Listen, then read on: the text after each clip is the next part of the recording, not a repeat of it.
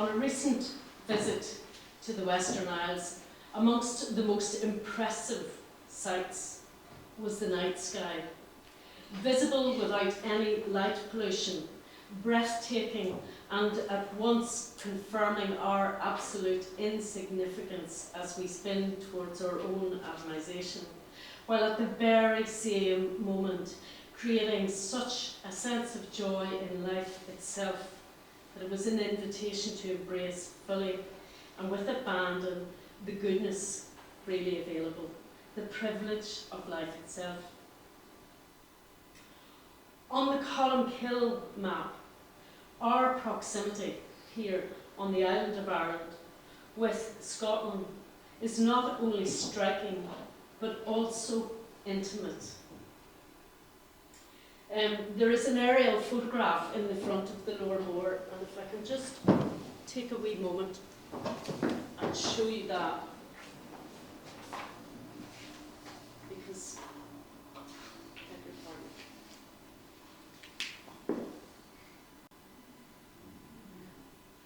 it changes how we perceive our proximity to each other, not so much alongside, but directly north-south as well. It is a notion that connects us. If we look for fractures, that's what we will see. But when we look again and shift the prism of our gaze slightly, the scene changes. The map nerds among us might dare to shift perspective and think, where is the centre? I was on a visit to Singapore once, steamy and equatorial. The hotel conference room had an Asian-centric map of the world, and alongside it, an Australian-centric map of the world. And I noted how small, remote, and insignificant we were on this island when viewed from another angle, skewed away to a different hub and focal point. My mentor had a strapline on his email: when you change the way you look at things, the things you look at change. These are not islands separated by the sea. They are joined by the sea. We are not separated by culture, by languages, by landscape, by beliefs or custom. We are one, nuanced, myriad, varied and kindred. From the Mesolithic to the present, down the ages of centuries, through customs, languages, landscape, trade, and more than a few skirmishes, we are connected. At the hub of the Venn diagram of all our connectedness is language, a sweet spot with a name for everything under the sun, the moon, and the stars. To introduce you then to our poets today, and in a way, we owe a huge debt of gratitude to Professor Frank Ferguson, who we'll invite into the conversation later on. But he was such an important guide for me as we embarked on this project about how we can explore the gift of languages and our proximity, and unearth and uncover and enjoy the connectedness between the places here. And he has had such a hand in shaping where we began to look, both in relation to all of the poets included, the contemporary poets, plus the contemporaries of Burns, Samuel Thompson, Thomas Beggs, Hugh Porter, Henry MacDonald Fletcher, Cecil Francis Alexander, Sarah Leach, James Orr, and David Herbison. But also that we were able then to have our contemporary poets respond to that and to explore what is to begin a bigger, longer, more nuanced conversation. So I'm going to really let these poets speak for themselves, but I'll introduce them to you from my right to my left. Pàdraig MacAoidh is a poet, a broadcaster, translator and lecturer. He has 2 collections with Acre, Galore in 2015 and Some Kind Of in 2020, and a pamphlet from Another Island 2010 in Clutag Press. Originally from the Isle of Lewis, he lives in Edinburgh and works in the School of English at the University of St Andrews. In 2024, he was appointed Scottish Makar. Anne McMaster writes in both English and Ulster Scots. She makes short films, publishes and reads her poetry internationally, and works as a professional voiceover artist. In the BBC One documentary, Out of the Silence, Anne explored her own journey as an Ulster Scots writer and discovered both known and unknown female Ulster Scots poets in Northern Ireland. Anne has produced 3 collections in English: Walking Off the Land, Moments, and Unexpected Item in the Bagging Area, all by Hedgehog Poetry Press. Poems, Poetry in Ulster Scots was published by the Ulster Scots Agency and Ulster Scots Community Network. Anne has 2 poetry collections coming in 2025 and an illustrated collection of Ulster Scots lullabies. She's currently working on her first drama for radio.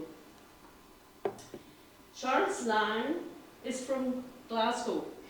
His poems have appeared in numerous publications, including Poetry Ireland Review, the Poetry Review, The Stinging Fly.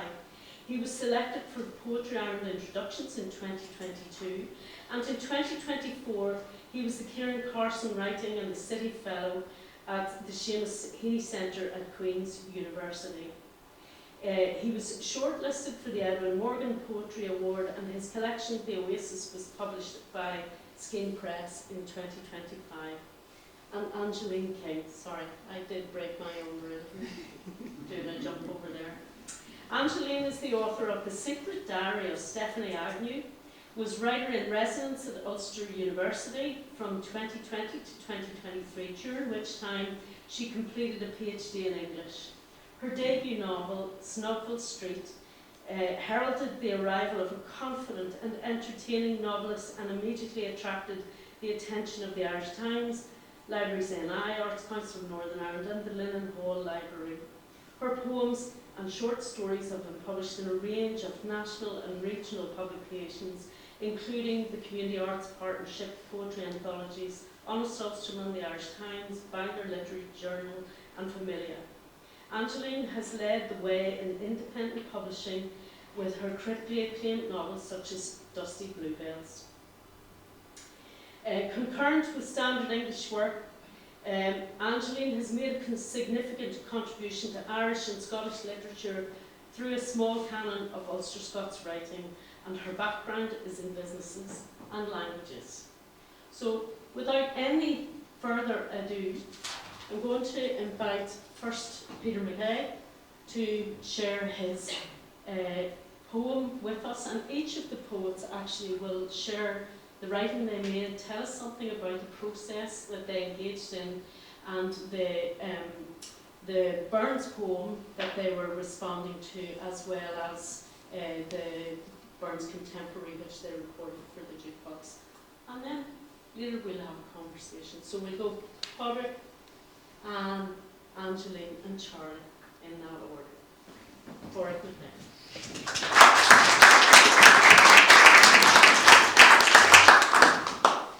It's a huge honour to be invited to take part in this for a couple of different reasons. Though I'm from the Isle of Lewis, it was while doing a PhD in Dublin and then working in the Seamus Heaney Centre for Poetry that I started taking poetry seriously as something you could do, and it actually mattered. I still remember taking some poems to Kieran Carson when he was the director of the Heaney Centre, putting them on his desk tentatively say, "Are these any good?" As if I was working down a mine and taking the raw materials to the surveyor. And also because it made me take Robert Burns seriously.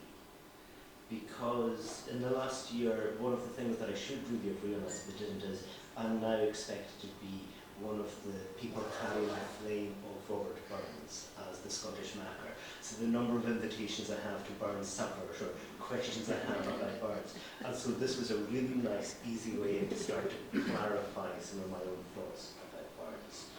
Coming from a Gaelic-speaking area in the north of Scotland, Burns wasn't as pervasive as it is in other parts of Scotland. The song I was asked to respond to was one that he wrote late in his life, a song called Huerto in the Cold Blast. And when he was in his final sickness in 1796, he was being tended by a young woman, a young neighbouring woman, and he wrote this poem for her, Jessie Lodge. Because it's Robert Burns, he was also at least half in love with this woman, so it's half a love poem and half a thank you. And so it's a poem as a gift. And in the Ellison Museum in Ayrshire, they've also got a lovely ewer that Robert and his wife gave to Jessie Lodge and her family as an actual physical token of thanks.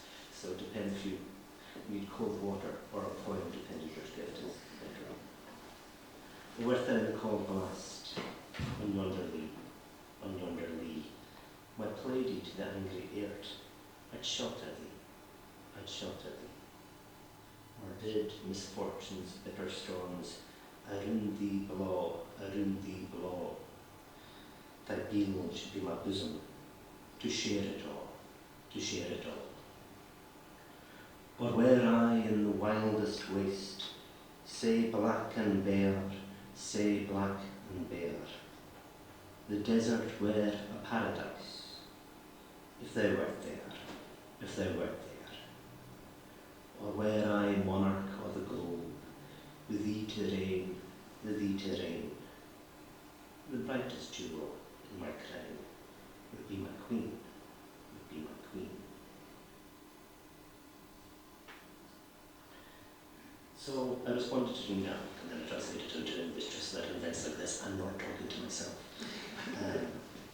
And as always, there's the going back and forth between the languages, just to see what can happen between them or what not. And weirdly, the figure from Roman history, Macrobius, finds his way into it, partly because I think I visited a school in Edinburgh, and a 6-year-old boy who was watching me through a football the whole time said, "Robert Burns on the screen behind you, is he your father?"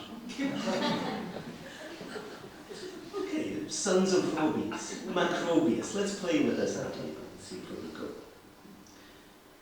Nan roos in the werk. Get me geen irribs, ek man an fer a ha chronic rhymes and tra chroch. Sma weetje, ik rai gewil Burns kjorscht, gur Jessica Gershon the govern, Gershon harscht. Hashin cho keich the troch, I can an hain, stu an to be chain the rilishkach, build as Paris and as ule, a falchiach the clage, the gane is he. Maar van Krobies, ik van jarken in ag sa brim areas teach me shivotish, hashin ag jerich seul. Bro an almas a hokkel valchen, gi chainig achtel. Ta, time of the respo, chanin Macrobius, Nofuse Burns. Ha vishin a kai inbrach na riach at sa ha van vachast, e janel banner, auken in the plache. Sterchen dain at opel niche, an a trask na krege. An Archibald, and Cal a Col Gleish.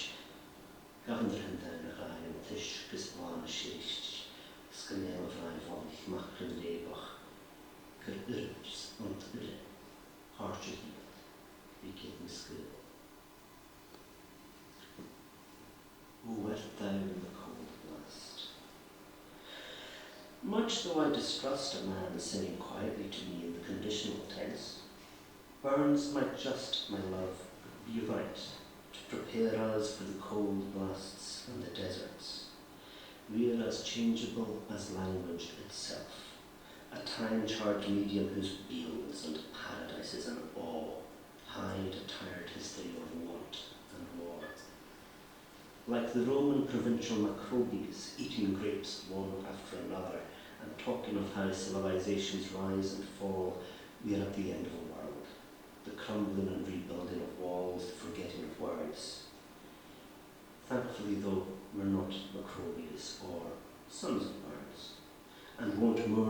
empires or kingdoms as long as spattered drainbrooks still glitter on tweed tendrils, as wrens nest in the cracks in the trees, tacking tent of nothing but the music of their habits. Trust in the wrens, my love, the rain, the cherry blossom, not my blustering chest or jeweled words. Trust in them. Let them be. Share them all.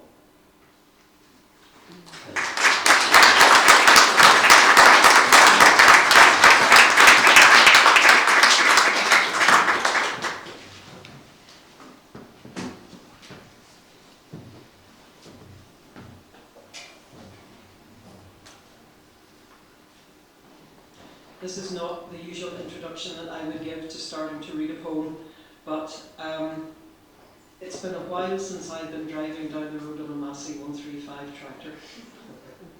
So, being given the gift of two moose to think about, to spend time with and to respond to, was to listen to the words of a man, of a nature observer, of a farmer, and of a poet. To move beyond the cliched phrases that everybody knows and usually quotes with the words in the wrong order, but to look at somebody who, the story has it, was so distressed by having broken this mouse's nest with the plough that he left and wrote to a moose. It was very tempting then, because I sat with Burns' words for a long time, to think about how I should respond to them. Growing up as a farmer's daughter, and as I said, it's been a long time since I've set foot on a Massey Ferguson, I'm still aware of the changing natural world around us, of changing farming communities, and of the disappearance of small farms. And so my mouse gathered a voice. And in my response to the wonderful gift that I was given, I created Moose to Moose. If you can imagine a mouse with a slight edge of Sarah Leach, because I've gone into Standard Abbey, a little bit of the acerbic side of some of the other poets, the stoicism of Marcus Aurelius, quite a wee beast. And this is where the mouse responds to a broken-hearted poet and farmer and lover of nature. I thank ye for the words ye gave me, though new with it a hoosh ye left me. I'm wild and herded, my heart's nae free for I'll be gone. But stop and think, and dinna chase me for we're the same. Ye dinna ken who a moose and man, yin sae small and yin sae grand, could ever think to be the aim. Ye much to learn. Fate has been fickle frae time began, fortune's gay a turn. The farming world's wide different now. Merfolk need fud, so there's merely do. Days may be yet long, and the work be's too, yet muckle's gone. My yarn o' loss be's nothing new, we're both the same. Yince I'd gather grasses, stalks and leaves, go to a hedgerow, verge or field, a quiet place that I know why will, to make a nest. When men took scythes to cut a field, I could yet rest. Scything, like ploughing, was steady and slow. I heard them work so, had time to go. There were soft green spaces where I'd lie low till they shifted on. Twixt moose and man, 'twas a dance we both knowed, but all that has gone. Your poet's ain his matey soft. Fairman folk now would nae listen, but laugh and gae nae thought to nae habitat. They've nae time to stop. Men and machines are busy all that to beat the clock. Farm pesticides here are killing my kind. For the wee small craters folk pay no mind. When seeds, fruits and moss are harder to find, our numbers fall. Bigger fields mean hedgerows are gone forby, so we're pushed on. So just stop your greeting and hearken till me. The future's dark for both moose and ye. Changing times are aching to see, reckon. A weary winter be's coming for ye, 'tis true. Incomes frae farming are falling fast, near hand 50% the year afore last. Ag-reform policies take his downcast and poorer forby. Small farms are fading into the past, like lives gone by. Young yins these days want an easier start. No more working at doors in the cown in the dark, breaking their backs and breaking their hearts at home. Precious links to the land are busted apart. Nathan's the same. Soon we'll both be mere yearns of days that are gone, when nature was soft and summertime's long, when our hearts as well as our pride was strong in each house. Now look who the future has joined, both man and a mouse.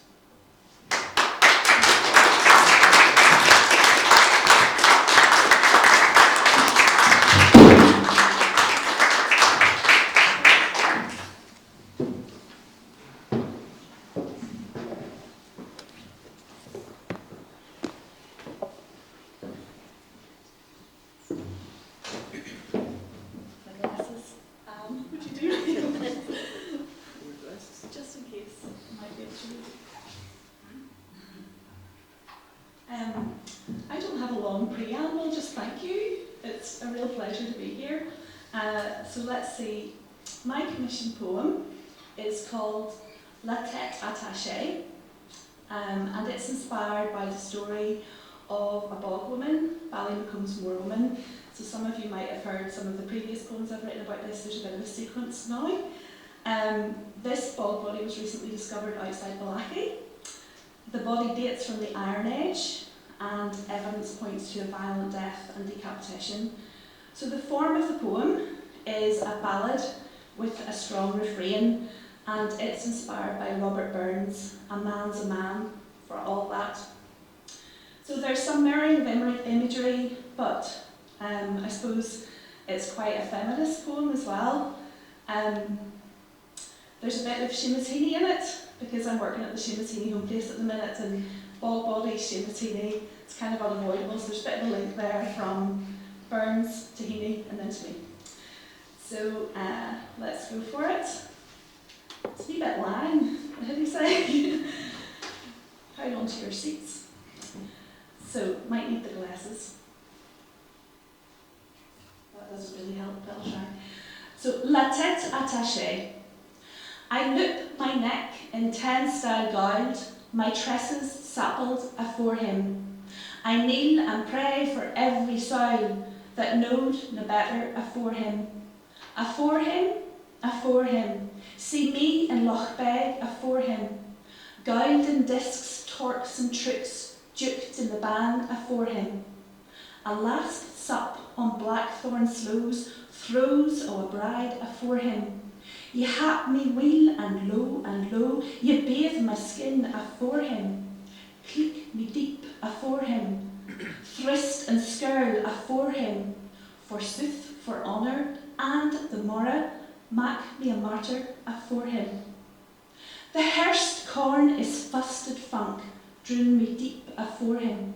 Cast off a hook, a silken spunk, we know no better afore him. Afore him, afore him, did barley miscarry afore him.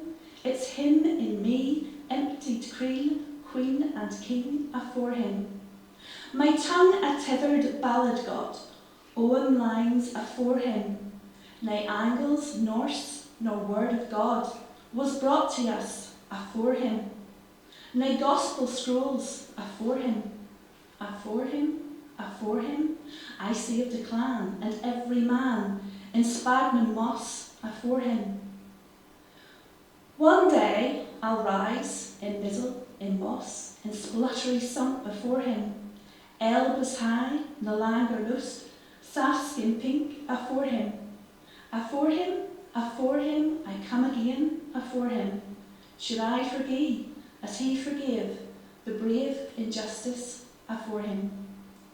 So I just wanted to check on the way by there that I had prepared the little fragment poem, To Disappointment, by Hugh Porter. So I brought it with me. I thought I'd maybe read a wee bit of it as well. So this was quite funny because this came into my inbox after lots of job rejections, and I thought somebody's having a laugh. So it's quite a funny poem. So this is Hugh Porter, Bard of Money Slain, which is in where I don't know where that is either. Where's Ballyrooney? Anyone? So anyway, to disappointment. O thou, on mischief ever bent, as far condemned as we your Kent, few fellas will the loose lament, when Grumpy gets ye, it seems ye hae been born in lint, for a flesh hates ye. And oh, but ye had never yet been born, to keep my heart's ahead, or had I been endowed with wit, to keep far for ye, for sure on earth there's none less fit to wingle with ye. O happy ye, what daily grudge, through dirt and dung, wait a grudge, nor hope nor fear, can e'er dislodge your sluggish pace, as thief to honour, on ye trudge, and to disgrace. So that's the modern equivalent. The modern equivalent is not getting a job. Thank you.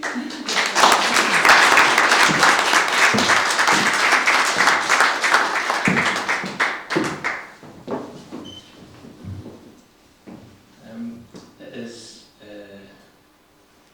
real privilege to be part of the jukebox again, and it's also not the first time the jukebox has had a Scottish dimension for me.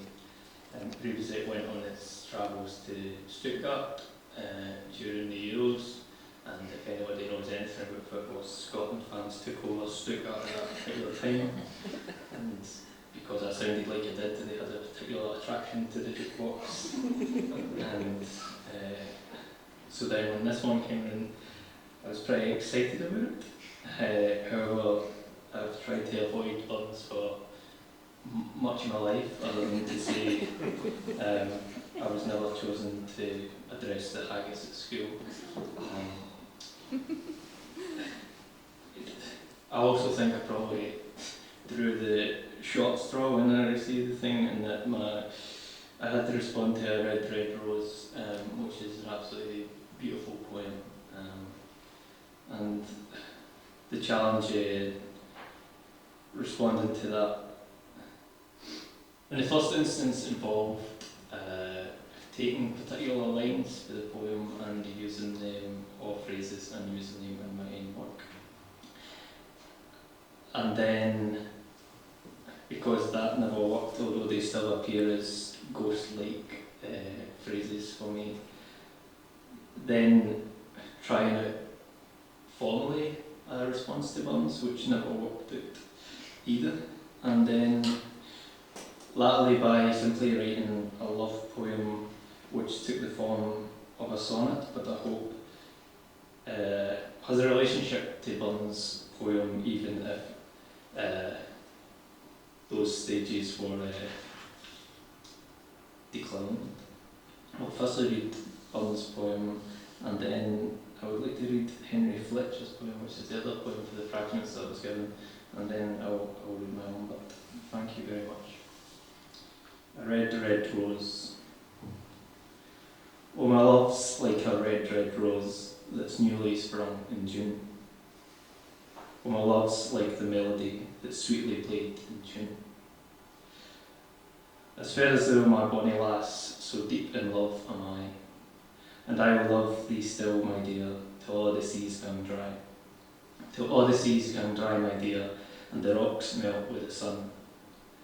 I will love thee still, my dear, where the sands of life shall run.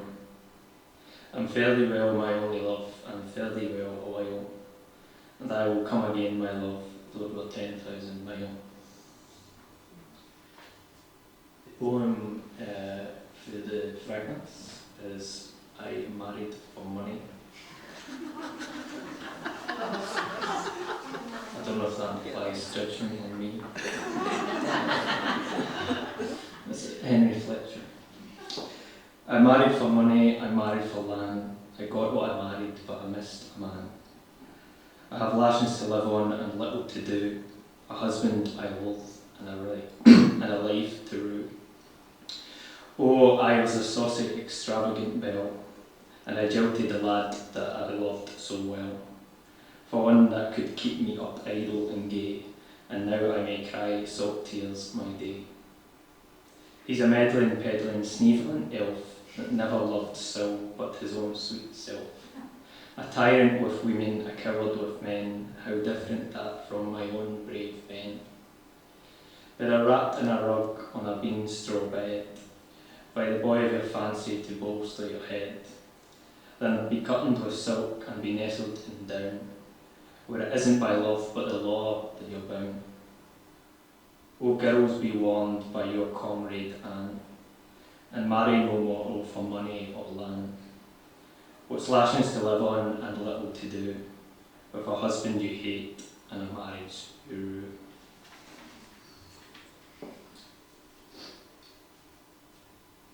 Coffee and the radio.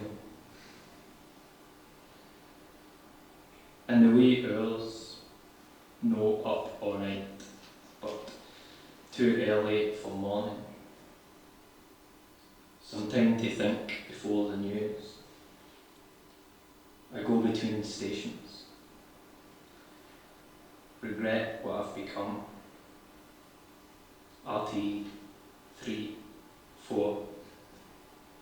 Pips arrive like birds, and you're asleep in bed, weeks before your wedding.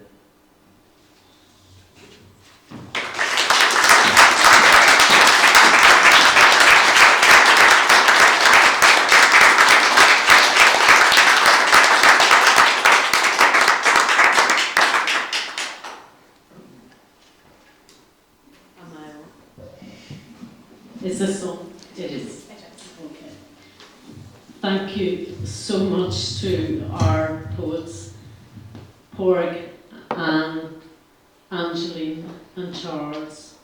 And I'm conscious that we need to move to a discussion with yourselves, and I'll park that thought with you. We'll come to you very shortly. But I just would love to hear our poets respond to the question of why is it that poems have a way of saying things that matter, that belongs to poetry alone, not why but how. What does that mean for you? How does poetry have something that is distinctly its own as a way of saying things?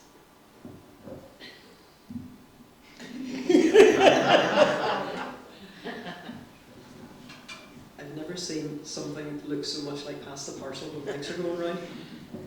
Poetry distills something in a moment that catches us and holds us there.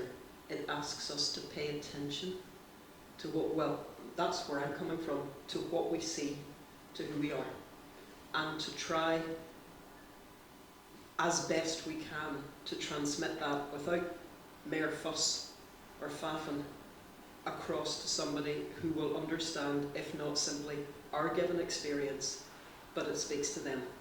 And that is my single most pretentious comment for today, so I'm handing back the mic. Rather than talking about poetry in total, because I have no idea why poetry matters or how poetry works, it works in so many different ways. I think in terms of the poems we were responding to and the fragments, Burns is great because in almost every poem you can hear him grabbing somebody by the arm and whispering in their ear. It's a really urgent conversation with an individual, almost every poem. And so the responses as well, all of the fragments are these really urgent speech. This matters. You might not have realised it, but this matters now. This mouse matters. This mouse matters. I hate the church. That matters. Whatever it's going to be, there's a communication with another person that's always unexpected and always heightened. Okay, so I'm going to try this. I mainly write novels, so I see poetry as a whole concise story. It's maybe a bit of a more simplistic answer, but I can tell the whole story, for example, of Ballymacomb's Moor Woman, which is kind of a narrative poem, I suppose, in that very concise way, and I can deliver it as well to an audience like this. And I kind of got into writing poetry because I was always being asked to read Ulster Scots at events, and I found that poetry was so much more powerful in the moment. than reading from a passage from the novel, for example? I guess as a sort of combination of the answers, for me it's maybe about paying attention to things, but also that concentrated time to pay attention to those things, and for then to have other people read a poem and also pay attention to them, which between that transmission, there is also a transmission of feeling, whatever that feeling might be, which is perhaps willingly or unwillingly put forward in the poem, that the reader or audience respond to in whatever way they think they should. I don't know if I have a better answer in poetry than that, but that's what it seems to function as for me, I think. So it's like an interruption of the speed of the world, and a call to pay attention to the here and now. Exactly that. If there is something that we are striving towards in a productive society, one that is constantly aspiring towards commerce and finance, then the idea that somebody would sit and spend time with a poem, however long that poem might be, or however long they spend with that poem, is a rejection of that. And that's what I like about it. It's also some invitation to the interior of yourself in a way, isn't it, in your own internal world in that respect. I want to, if you don't mind, actually come to Professor Frank Ferguson, first of all for your commentary, and then that's the indicator to the rest of you to get ready also with your questions. So Frank, if I may pass this mic to you. Oh yeah, Patsy has one for you. Thanks. But before you get terrified that an academic has now got a microphone, I will be very, very quick and just pay tribute to the wonderful job that you've done, Maria, the wonderful array of talented writers that you've brought together to do this. I think there are two magical things that combine on this project. Is the holdings that the Lynn Hall Library have is really, really important to all of the languages that they look after and support and preserve and share, that we need places like this that are unique and singular because we have a tradition, and we have an incredible tradition that creates bridges with Scotland and everywhere else in the world. So first of all, this project pays tribute to that. But it also pays tribute to the fact that a place like the Lynn Hall is living. We're all alive here. We all have all the issues of what a human being has to deal with. And one of the great ways of getting through that is poetry and the arts. And just allowing a brilliant team of poets. I kind of felt a bit like Arnie Slot, because we go to the same hairdresser. But unlike Arnie Slot, who has picked the best people in the world to try and play for Liverpool, they've not really performed as well as I hope they will soon perform. And as somebody married to somebody as a Man United supporter, I now know that this is turning into therapy for me, so I move quickly on. But in this case, the team is fantastic. And just to get a little indication of the work that you've produced and how you've connected to the tradition and how you will take this out into the world and how people will come along and press a button. And I think we should maybe go to Stuttgart as well, but press the button and be inspired to go deeper into the languages, but perhaps even to ask themselves, well, I could do that. Why don't I go and do that? And it's just a magnificent achievement, and it's, I cannot pay any higher tribute than say this has been a fantastic thing to be involved in, and just a wonderful crowning achievement today. So congratulations everyone connected to it.